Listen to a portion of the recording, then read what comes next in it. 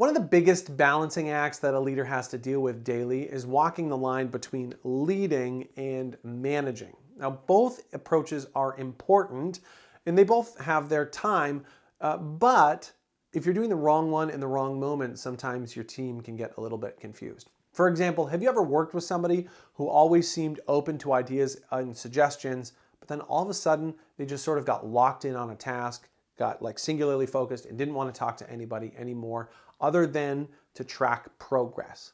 It's likely that you've either worked for that person or you've been that person.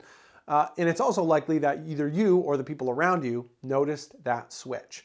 So in this episode, we're going to talk a little bit about the difference between leading and managing, because both approaches are needed to finish a job, but they are a little bit different. And if you're not always sure which one to do or how to mix, then I would suggest that you stick around because the Church Helper podcast starts right now.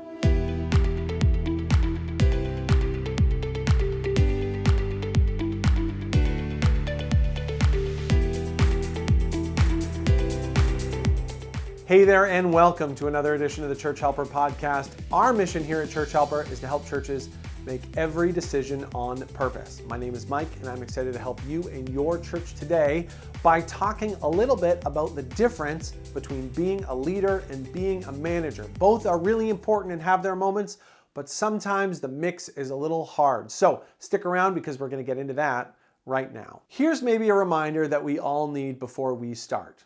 Being in charge, no matter what you're in charge of, is sometimes very difficult. Look at any leader of a church or a major organization, and you will undoubtedly see a combination of good decisions and bad, happy and unhappy team members, and successes and failures. And many things lead to these outcomes, but one of them is a person that knows the difference between leading and managing. And although both of these titles wield power or the ability to make something happen, the type of power that they hold and the leading styles that they have aren't really the same.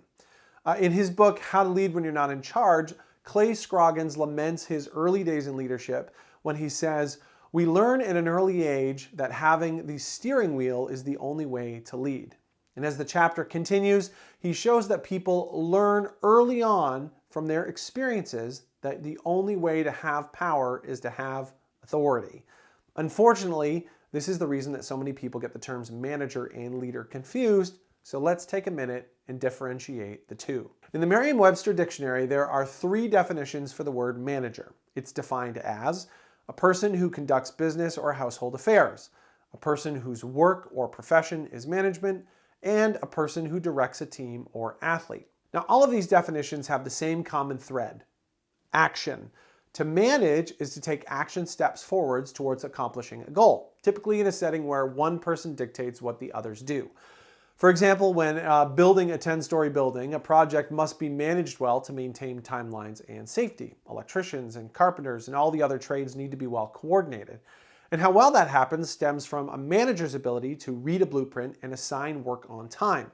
Without good project management, the task isn't going to get completed. And the measurable for managing can be summed up in one word: outcome. Defining leaders is a little bit different. Merriam-Webster defines a leader as a guide or conductor, a person who has commanding authority or influence, and a person or principal performer of a group. Having a leader on your team is essential to every organization because it allows the people who work there to answer the most critical question: why? Why am I doing this? Without a leader, an organization really has no purpose. It just has tasks, and that's really not great. We've talked about that before. And if outcomes are what measure a manager, then a leader would be measured by output. Now let's take a minute to talk about that.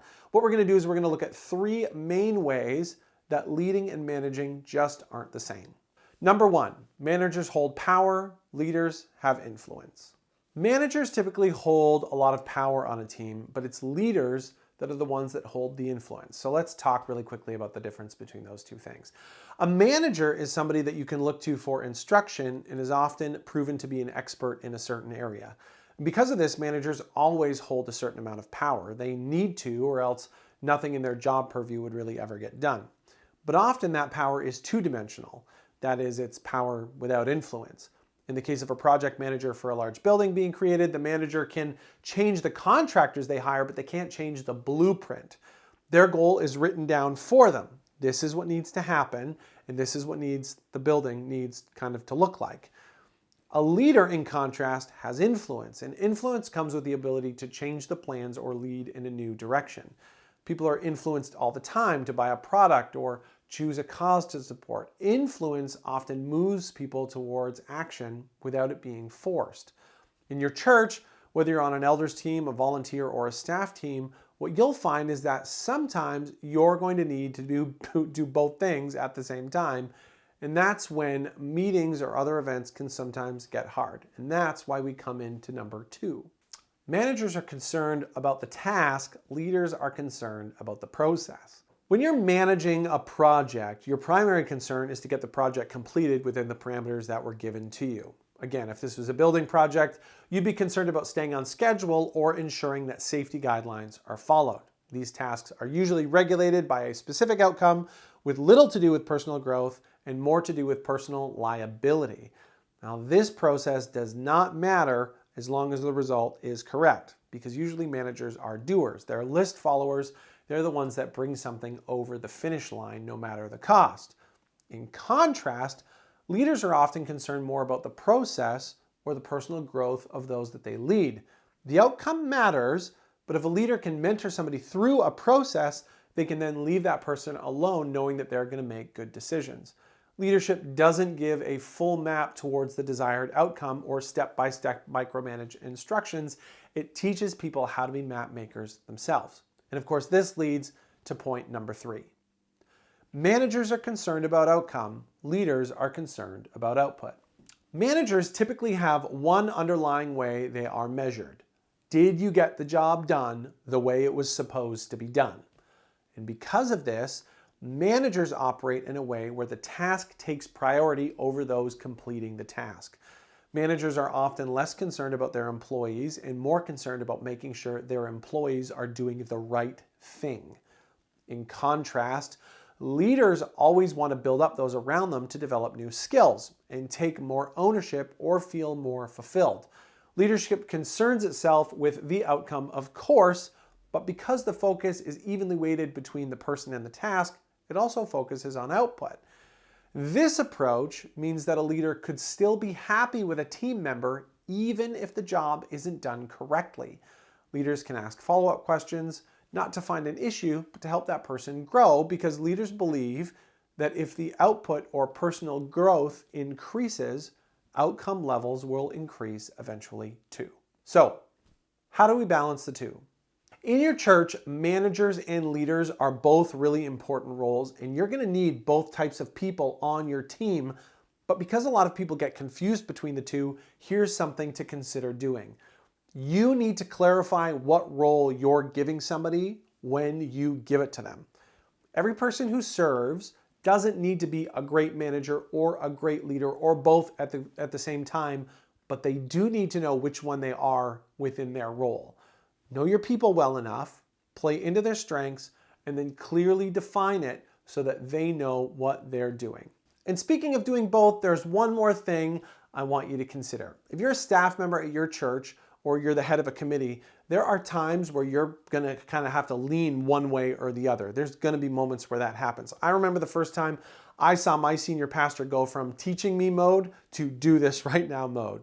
It was like a switch that he flipped. And in that moment, I wondered if I had done something wrong.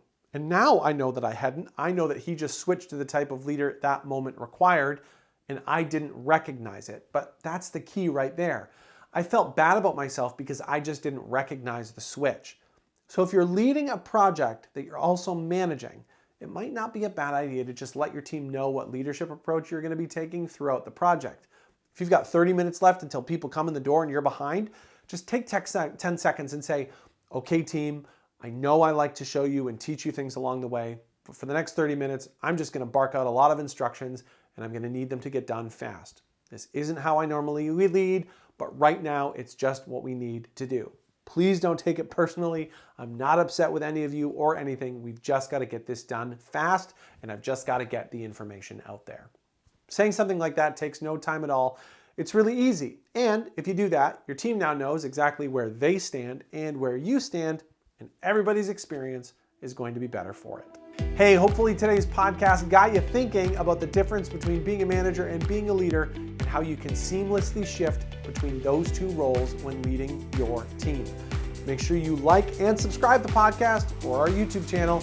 And if you think somebody needs to hear this content today, but they just happen to drop their phone in the bath this morning, you can help them out by going to churchhelper.ca/podcast, printing out a transcript of today's episode, and giving it right to them so that they can read it the next time.